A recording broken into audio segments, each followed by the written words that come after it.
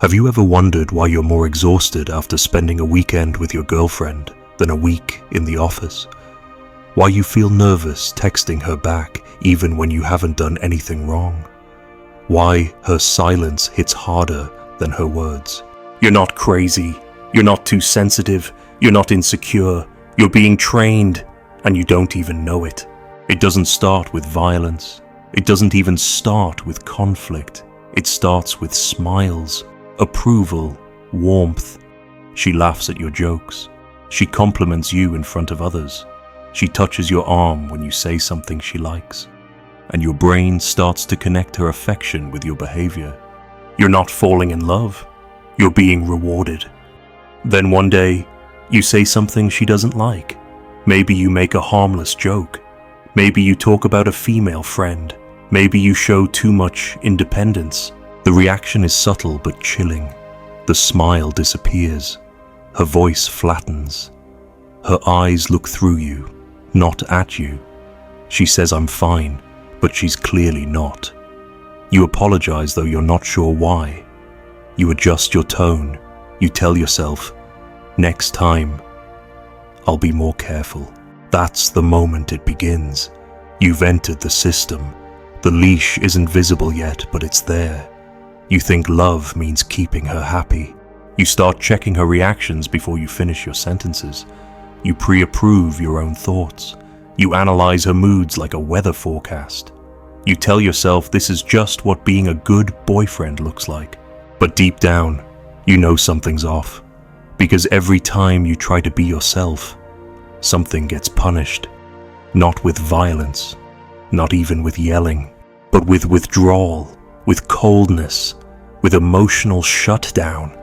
You feel like you're walking on eggshells and the shell is always moving. You never know what's okay until it's too late. And when you ask what's wrong, she says, "You should know." So you try harder, you buy gifts, you stop seeing your friends, you stop playing games you love, you avoid conflict, avoid jokes, avoid bringing things up that might trigger her mood. You become agreeable, gentle, predictable, and she becomes bored. Because here's the truth, women don't admire men, they can train.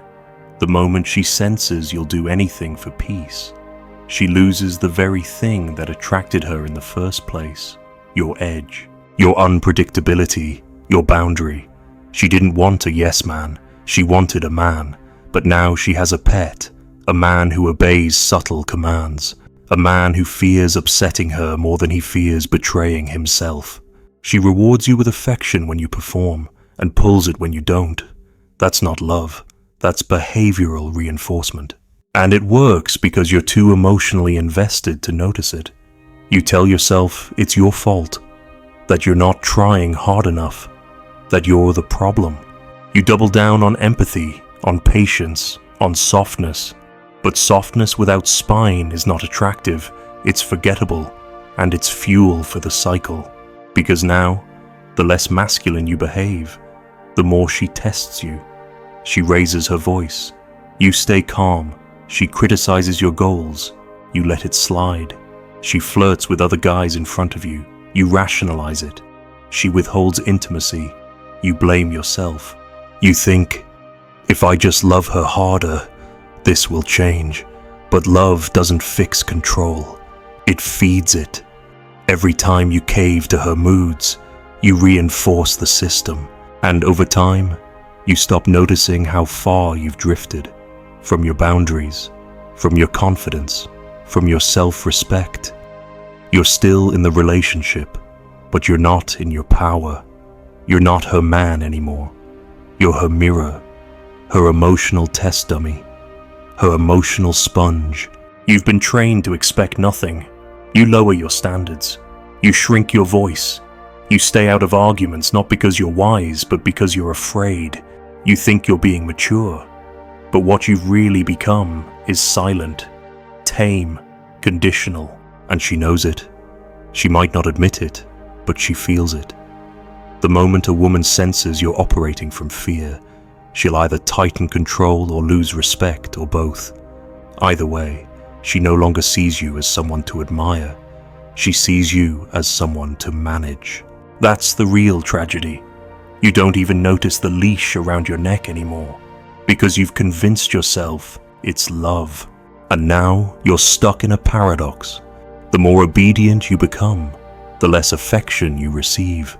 The more predictable you act, the more contempt she builds. You're living proof of a painful truth. A man who abandons his masculine core to earn approval becomes disposable, not only to her, but to himself. You still show up, you still try, you still give. But something's hollow now. The spark is gone. The tension, the fire, the polarity, it's all been sterilized by your performance. You've become emotionally neutered, and she feels it.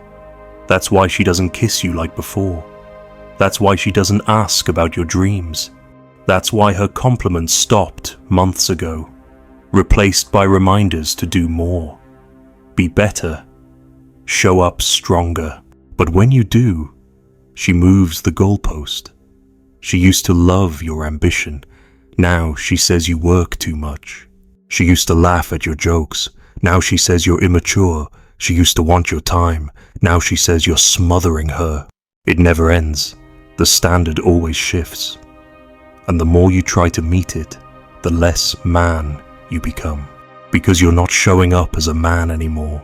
You're showing up as a respondent, reacting to her mood, her tone, her silence. You've stopped acting from your center. You've become emotionally outsourced. Every word you say runs through a filter. Will she approve? Every decision you make is quietly checked against one question. Will she withdraw? And that's the leash. It's invisible, but it's wrapped around your throat every day. You stopped asking what you need and started living to avoid punishment. You've internalized her disapproval so deeply that you now police yourself on her behalf. She doesn't even need to correct you anymore. You do it for her. That's not a relationship. That's domestication. And here's the brutal irony: the more domesticated you become, the more she resents you, because deep down, she doesn't want a man who needs her rules to function. She wants a man who builds his own, a man who doesn't flinch when she's upset, a man who says no without explanation, a man who isn't afraid to be alone if it means staying true to himself. But that man is buried under years of compliance, of quiet desperation, of hoping your loyalty will make her love you again. It won't, because what she's craving, what all women crave, is masculine polarity, not emotional perfection, not unlimited empathy, not a man who cries every time she's upset, but a man who can feel deeply without being led by feelings, a man who can be compassionate without becoming a doormat, a man who leads even if she resists. You think she wants your softness. She actually wants your strength, but she'll never admit it, especially if she's not mature enough to handle it. She'll say you're selfish, cold, arrogant, emotionally unavailable, but that's projection. What she really means is, I can't control you anymore, will you? And that scares her more than anything, because control was her comfort. Your obedience was her security blanket. The moment you stop playing by her script, she has to face a hard truth. She never loved your essence. She loved your compliance. She loved how much you bent for her, how quickly you apologized, how you edited yourself into something less threatening, something more manageable. But manageable isn't masculine, and without masculine energy, there is no sexual charge. There is no deep respect. There is no real love, just emotional transactions. And once she realizes she can no longer train you, she either evolves or she leaves. And either option is a win, because the moment you reclaim your backbone, you reclaim your clarity, you stop negotiating your worth, you stop auditioning for love, you start living by your own standard, not hers. And with that shift, you send a signal no woman can ignore. I know who I am. You can join me. or you can go. This doesn't mean domination. It means self-command. It means you're not afraid of her reactions. You're not controlled by her moods. You don't beg for reassurance. You don't need to be liked to do what's right for you. That's the shift from pet to man, from approval seeker to leader. And it scares women who only know how to love through leverage. And when that shift happens, when you stop reacting and start observing, it shakes the entire foundation of the relationship. She might not say it outright, but her behavior changes. She starts testing you again, harder this time. She flirts with boundaries, picks fights out of nowhere, pulls away just to see if you'll chase. Not because she wants to leave, but because she wants to see if she still owns your emotional center. And when you don't chase, when you don't explain yourself, when you don't get pulled into the emotional chaos, that's when the truth hits her. She never had control over you. She only had access to the part of you that was afraid of being alone. And now, that fear is gone. You stopped tying your worth to her validation. You stopped depending on her mood to regulate your peace. You finally stepped out of the cage she spent years building around your masculinity, and she doesn't know what to do with that. Because now, you're unpredictable again, not in a chaotic way, but in a grounded, sovereign, calm way. You don't raise your voice. You don't plead. You don't chase closure. You just stay still. That's stillness. That's power. That's what she used to admire. That's what she tested to see if it was real. And when you cracked, she lost trust. When you submitted, she lost desire. When you became manageable, she lost attraction. Now, for the first time in years, she sees the man again, not the pet. And that man is no longer begging to be understood. You're done explaining your boundaries. You're done trying to justify your standards. You're done playing therapist while your needs rot in the corner. Now, you hold space for yourself. You listen to your gut. You act not to fix her, but to preserve yourself. Because you finally realized what most men never do love without respect is humiliation. Every time you tolerated her disrespect, her mood swings, her passive aggression, her emotional blackmail, you weren't being patient, you were betraying yourself. Every time you let her weaponize your loyalty, you taught her that your kindness was weakness, that your forgiveness had no limits, that your masculinity could be negotiated. And that is the death of polarity. Because once a woman senses that you'll do anything to keep her, she stops trying to keep you. She stops seeing you as an equal. She starts treating you like an emotional employee, someone she can scold, threaten, reprogram, and you accept it, thinking, it's just a rough patch. She's just emotional. She'll come around. But here's what you didn't realize, it's not a phase, it's a dynamic. And dynamics don't change until you do. You thought being good would make her stay, being soft, being agreeable, being empathetic. But none of that made her love you more. It made her feel nothing. Because there's no tension in a man who folds, no depth in a man who lives to avoid arguments, no power in a man who fears a woman's disapproval more than he fears losing his soul. And now, you're done. Not because you hate her, not because you're bitter, but because you finally respect yourself more than the illusion of peace. You finally understand that a man who needs to be trained in order to be worthy of love is not being loved. He's being handled. You weren't made for obedience. You weren't built to be emotionally domesticated. You were built to lead, to protect, to provide not just for her, but for your own truth. And when that truth is buried under compromise, politeness, fear, and guilt, what's left isn't a man. It's a shell. But you're not that shell anymore. Now you speak clearly. Now you move differently. Now your yes means something because your no is real. Now you say less, but it carries more weight. You don't demand respect. You embody it. You don't scream boundaries. You live them. And if she doesn't align with that, you let her walk. Because you finally trust something bigger than her approval, you trust yourself.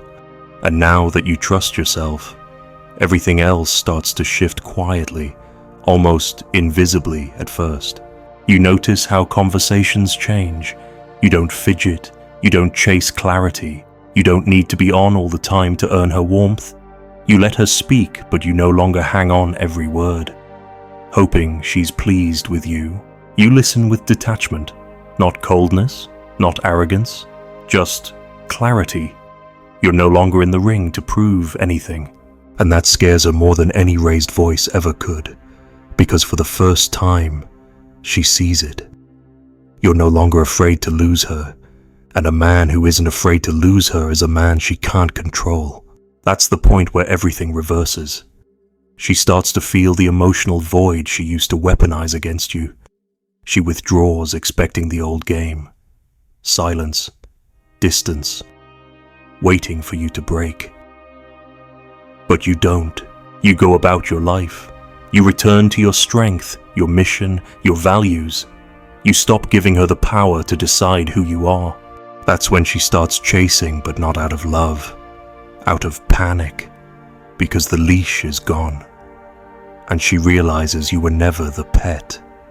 You were just a man who forgot he didn't need a cage. But here's what makes this even deeper at this point. You don't even want revenge.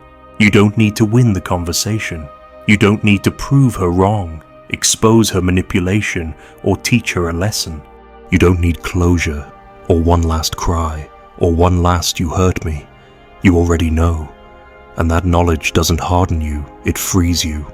Because now you see the entire system, the reward-punishment cycle, the conditioning, the passive aggression, the praise followed by correction, the cycles of emotional neglect, interrupted by just enough affection to keep you obedient. The way she used guilt as a leash, the way she offered intimacy like a paycheck and took it away like a punishment. You see all of it, and you don't play anymore. Now, when she raises her voice, you don't match it. You leave the room. When she withdraws, you don't beg. You let the silence speak. When she accuses you of changing, you nod. Because you did. You became someone she can no longer control, and that's the only version of you worth becoming. And the irony, you don't need her to admit it. You don't need her apology. You've reclaimed the only thing that matters, your internal authority, your ability to decide what kind of energy you allow into your life, your ability to spot manipulation not in words, but in patterns, your ability to say, "That's enough," without rage, without explanation, without hesitation. That's real power. And it doesn't come from dominance. It comes from clarity. Clarity that says, "I'll walk alone before I betray myself again." That's what it means to be loved like a man, not handled like a pet. A man doesn't need to be rewarded for doing what's right. He doesn't need praise to know his value. He doesn't fear rejection, because he knows that anyone who needs to emotionally train him in order to feel secure isn't offering love, they're offering control. And control has no place in a sacred bond. A woman who respects herself doesn't train her man, she trusts him. She doesn't bait him into submission, she stands beside him in respect. She doesn't manipulate through sex, silence, or guilt, she communicates. She honors his direction.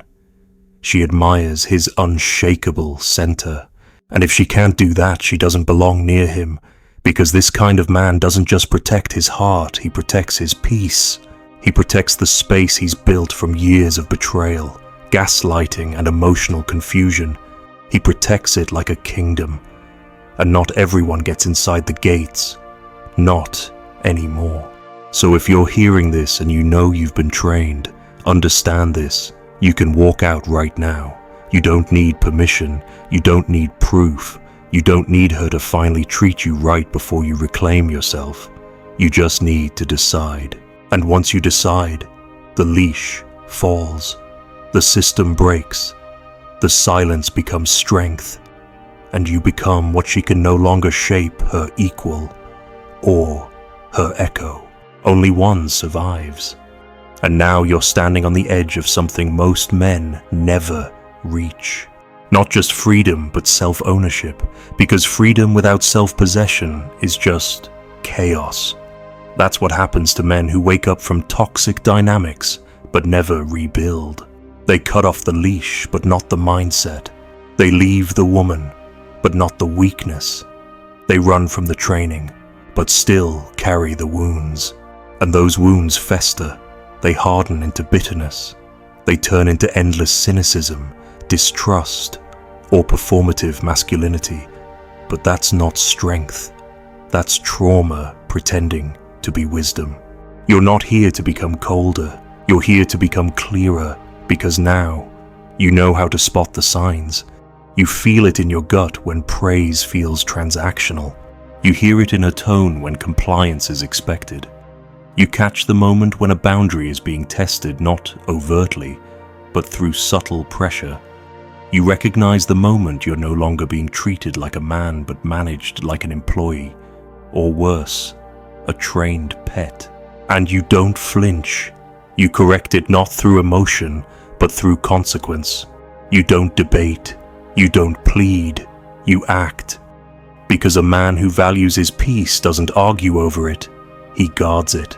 Without guilt, without explanation, without fear of losing someone who only loved him when he played the part. That's not cruelty. That's masculine clarity. The world will call it toxic. The weak will call it arrogant. But the truth is, most people have no idea what real boundaries look like because they've never seen a man who doesn't flinch when tested. You are that man now. You don't fear being misunderstood. You don't chase to clarify your heart. You don't beg for someone to interpret your goodness. You live it. You embody it. And if someone is too blind, too damaged, or too manipulative to receive it, you leave. Not with rage, with resolve. Because you understand the highest form of love is not sacrifice, it's discernment. Who you give your time to, who you build with, who you protect. Not everyone deserves your softness. Not everyone has earned your calm. Not everyone is meant to be led into your life just because they want access to it. That's the final lesson. You are not here to be reshaped by a woman's insecurity. You are not her therapist. You are not her emotional pet. You are not her dopamine dispenser. You are not her emotional sponge. You are not a tool she uses to feel better about herself while deconstructing you piece by piece. You are a man. And a man who remembers his worth walks alone before crawling back to confusion. He would rather face silence than bend to manipulation. He would rather rebuild from the ground up than live in a palace built on shame. He would rather live unloved for who he is than adored for what he performs. Because he knows this truth. A woman who truly loves you does not train you. She meets you. She meets you with respect, with admiration, with clarity, and if she tries to shape you through moods, silences, punishments, withdrawal, or reward, she is not your partner. She is your warden. And no man in his masculine core can remain in a cage and still call himself free. So let this be the day you stop waiting for her to get it. She won't. And even if she does, you're already gone. You've reclaimed your instincts. You've reclaimed your presence. You've reclaimed the voice inside you that once whispered, "This feels wrong," and now says it out loud. You don't need her to validate that voice. You don't need her to apologize. You don't even need her to see what she did. You saw it, and seeing it broke the illusion. She didn't break you. She revealed what you were too afraid to protect.